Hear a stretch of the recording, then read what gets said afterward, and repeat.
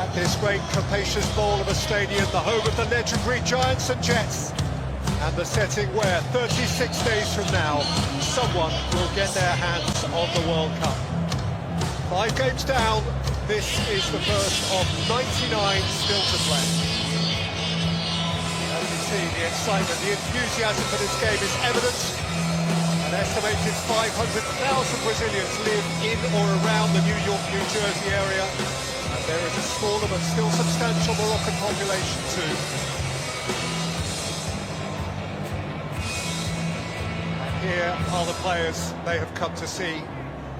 Superstars from Brazil and the Moroccans who made themselves so famous in Qatar 2022. I mean, that is bound to give you confidence and belief that you can beat some of the so-called bigger teams, and they've got plenty of players in this starting 11 that will not forget their Qatari adventure in a hurry, so they cannot be discounted for progressing fairly far in this competition. As mentioned, so many of these folk, particularly in the yellow shirts, have travelled not so far, but of course many have travelled from one American continent to another, indeed west across the Atlantic from North Africa. There's pictures at Times Square last night, which was quite a sight. Packed full of rivalrous supporters revelling in each other's company. It was beautiful.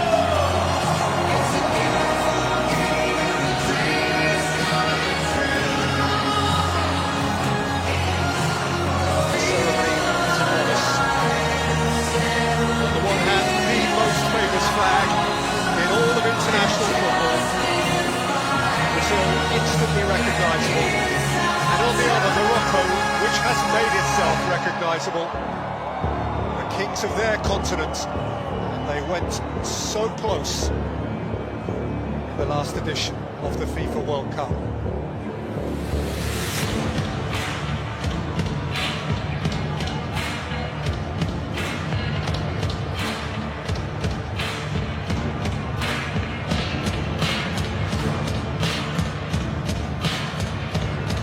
Inside the New York Jersey Stadium, the capacity of which is 82,500, and every seat is expected to be occupied tonight. This is very much an event football match. It feels like a proper soccer stadium, shall we say. I know they don't play that particular sport here regularly, but the stands are really close to the pitch. Full house, it'll be a brilliant atmosphere.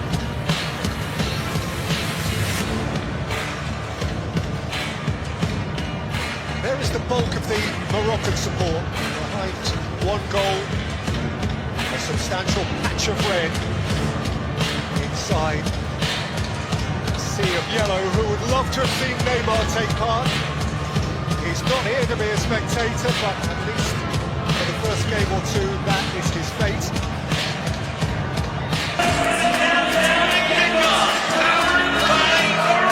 Brazil, always the principal attraction.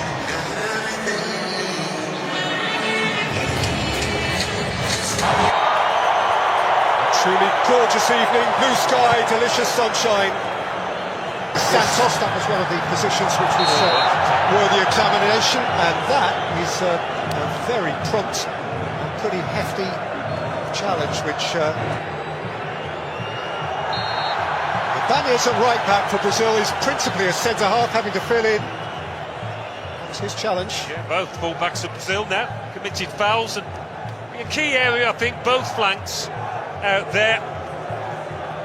Think of Rafinha attacking Mazraoui. And he's sent it back to the shot, which is hoisted away by Gabriel.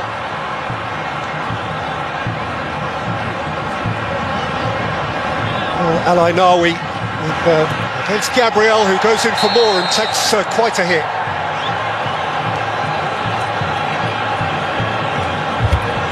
It's a ball that both are entitled to go for. Barry! What a finish!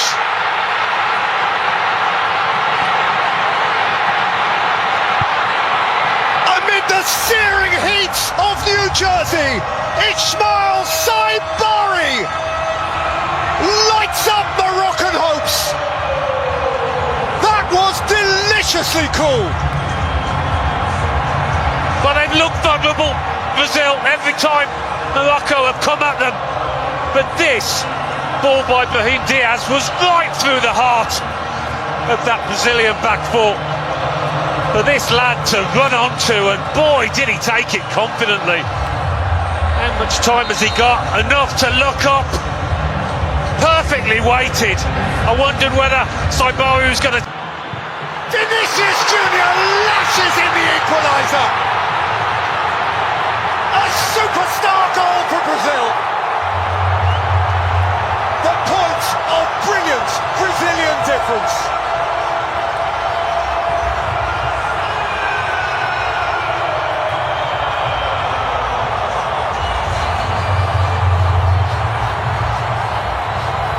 Well, when you're struggling, when you can't string 2 or 3 passes together, when you're low on confidence, you look to your superstars to try and dig you out of a hole. And Vinicius Junior has just done that.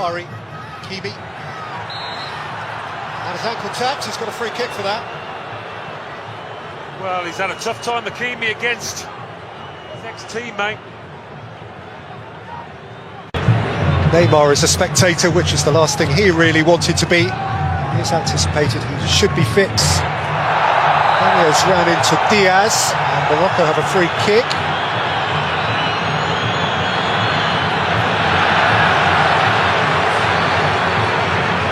The cartel.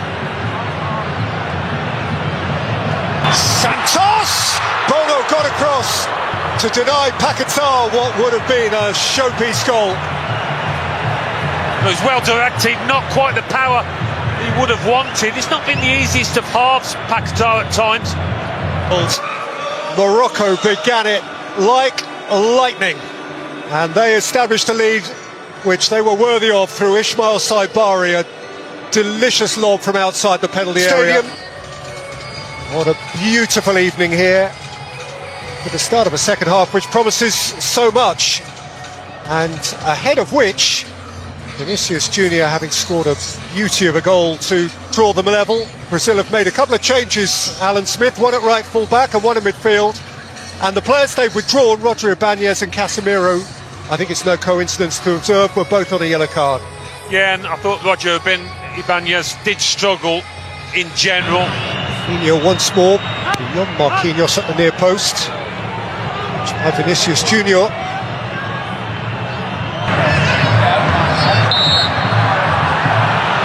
Qatar referee's brought it back. Kibi is writhing.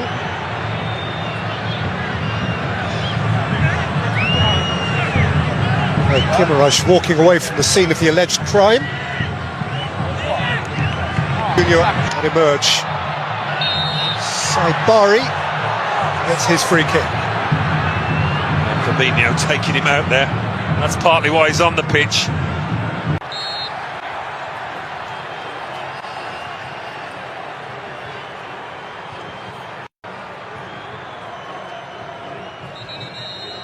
He saw the moment get away.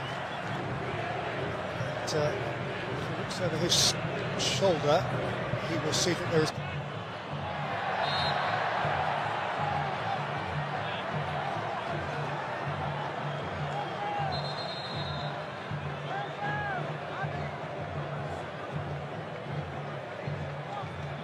He's really covered some ground, but he couldn't quite get there in time, I don't think.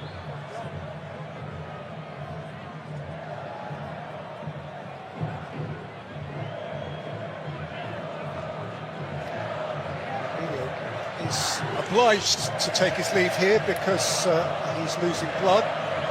And here finally come those Moroccan changes which have been in the offing for quite a while.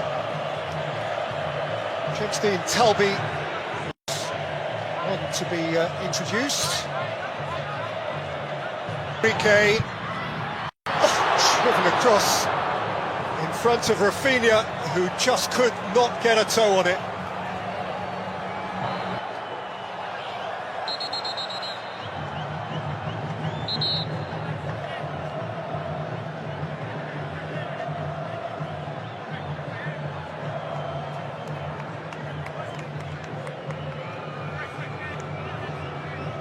Morocco have a player down injured, and Slavko Vincic has wisely used this as an opportunity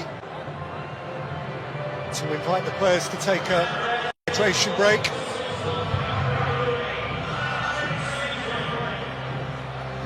And Alan, as you identified very early in the piece, it's been a very different game of football since half-time, much more tactically tight and wary. Yeah, I think neither coach really after the first half would have been entirely pleased with it because it was a bit too open, but it's got the look of a match whereby it's next goal winner. I might be wrong, but Brazil, with the substitutions they've made, look the more likely. Saibari! He's got a corner. All would have been waiting.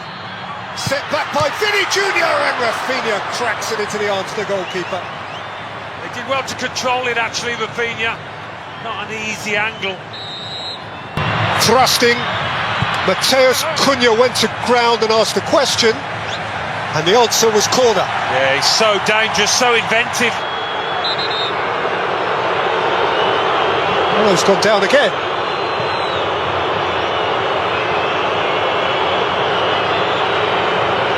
Here is that heart-and-mouth moment. As are coming together after Ono had cleared the ball. Just momentum of Rafinha.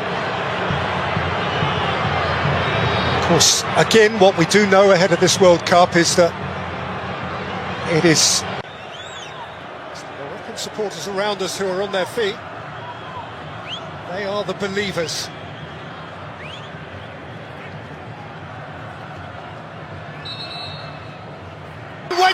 Went down again at the feet of Amai Mooney.